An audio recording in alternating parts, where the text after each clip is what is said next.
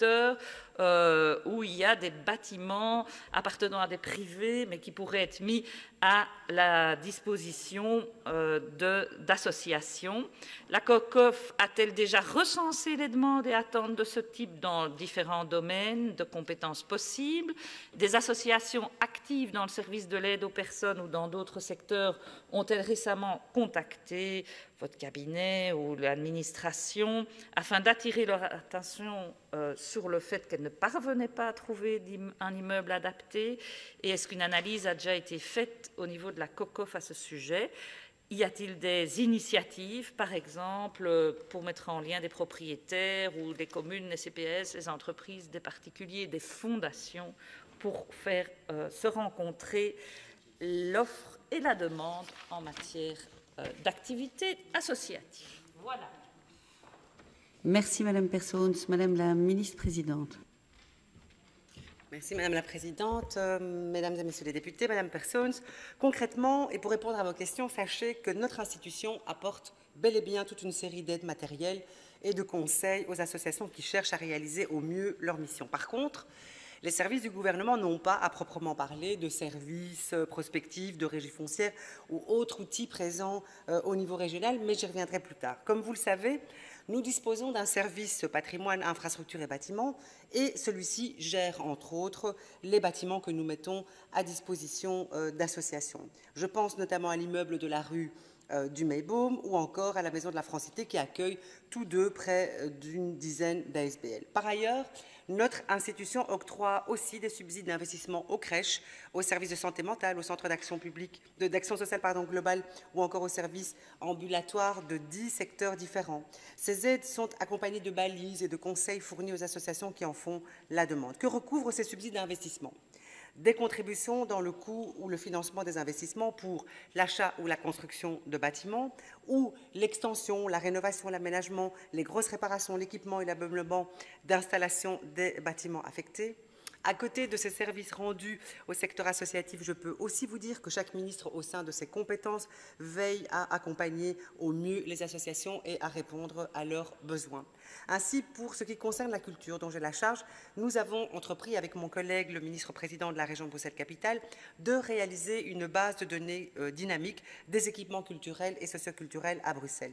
Cet outil, dénommé Monitoring des équipements culturels, offrira aux acteurs culturels et socioculturels, artistes, amateurs et entrepreneurs créatifs, la possibilité de faire mieux connaître leurs lieux au public, aux privés et aux associations. Il leur permettra aussi de trouver facilement un lieu pour l'organisation d'une activité culturelle ou socioculturelle. Je rappelle que la fin de la législature passée, elle avait aussi connu le lancement par la SBL IDJ et le SPFB du guide Espace Pluriel, qui répertoriait toutes les salles et les espaces culturels, tant privés que publics. C'est d'ailleurs la même philosophie qui est mise en œuvre pour la matière sportive, avec comme action récente la mise à jour des données reprises dans le cadastre du sport en région bruxelloise. Cet outil permet aussi aux associations sportives d'avoir une connaissance des terrains, des salles et autres endroits où exercer leur activité. Enfin, je terminerai en vous disant, Madame Persons, que des subventions peuvent fort bien être demandées aussi pour les questions liées aux frais généraux et aux coûts liés à l'exercice des activités des ASBL actives sur le territoire bruxellois. Par ailleurs, nos services ne manquent jamais d'aiguiller les associations vers les opérateurs régionaux susceptibles de leur venir en aide, tels que Perspective Bruxelles ou encore l'ASSO, qui, pour rappel, nous appuie dans le cadre du redéploiement de notre télévision régionale BX1. Voilà, Madame la Présidente, ce que je pouvais dire à Madame Persson sur cette question très intéressante. Merci. Merci, Madame la ministre-présidente. Madame Persons. Merci à la ministre-présidente pour cette liste d'initiatives qui sont prises, qui ont été prises avec les monitoring cadastres et autres. Je pense que ce qui est difficile pour les associations, c'est qu'elles sont face à une multitude d'intervenants. Et l'idée, ce serait à un moment donné d'avoir un bureau de référence, si je puis dire.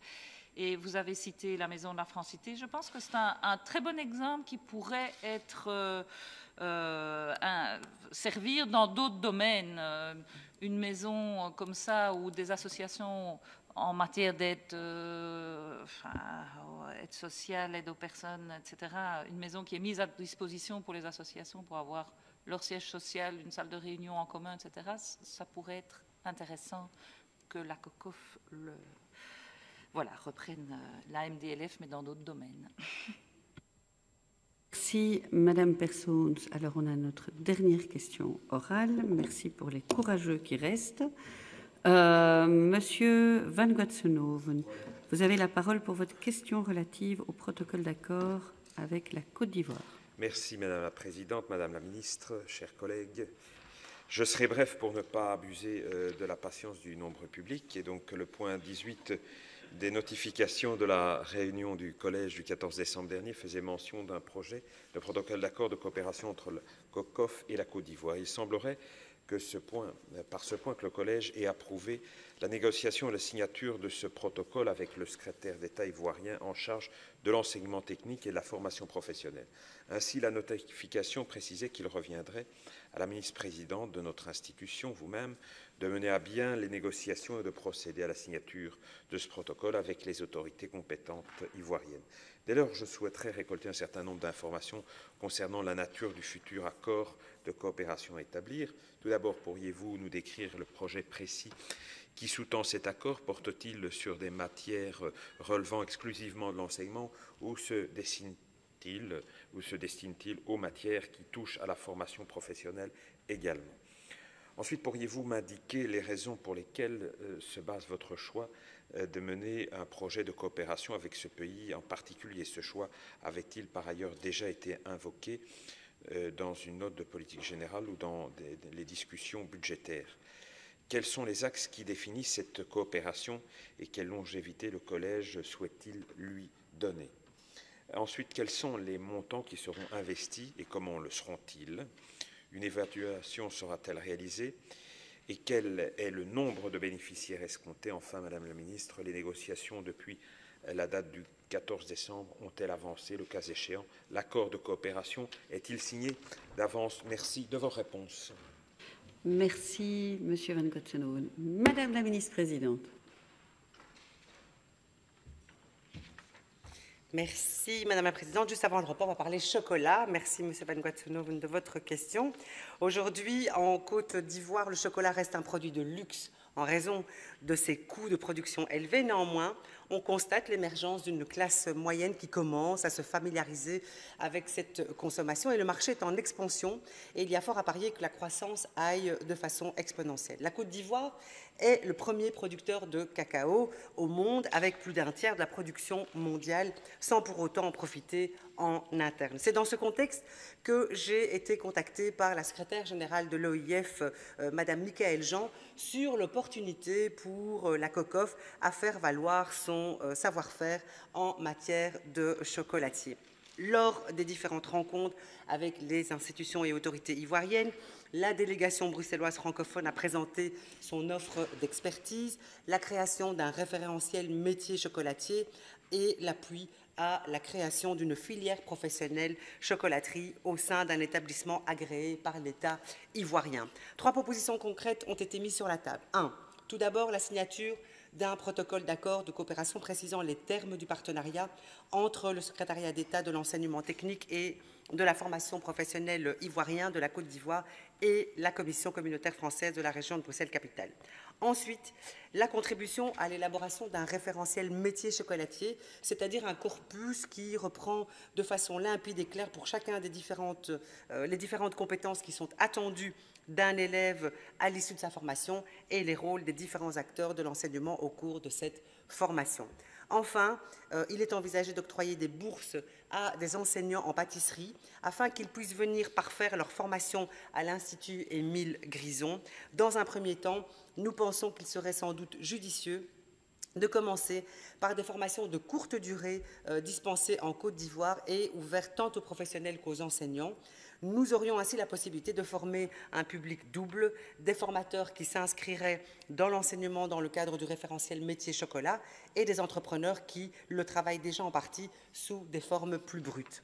Le budget représente 7 200 € en 2018 et 12 000 € en 2019, soit un budget total de 20 000 € pour permettre de transmettre notre savoir-faire chocolatier et partant participer activement à l'indépendance de la Côte d'Ivoire en termes de transformation de ses matières premières, mais aussi, n'en doutez pas, au rayonnement de la francophonie et donc de celui de la COCOF. Voilà, Madame la Présidente, mes éléments de réponse. Merci, Madame la Ministre-Présidente. Monsieur Van Goetz. Merci. Mais écoutez, voilà, c'est finalement le chocolat qui lie les pays du Nord et du Sud. C'est un symbole intéressant. Voilà, j'avais posé cette question parce que jusqu'à présent, nous n'avions pas de lien particulier avec ce pays. Donc je prends évidemment note que le partenariat s'articule autour finalement du marché du chocolat. C'est en soi effectivement un élément intéressant. Bref, je vous remercie pour ces précisions et nous aurons sans doute l'occasion de voir dans le futur comment pourrais-je dire, les conclusions, les conséquences de ce partenariat autour d'un produit spécifique singulièrement cultivé en Côte d'Ivoire et singulièrement en quelque sorte raffiné et consommé en Belgique. Je vous remercie. Merci. Merci à ceux qui sont présents et bon week-end à chacun.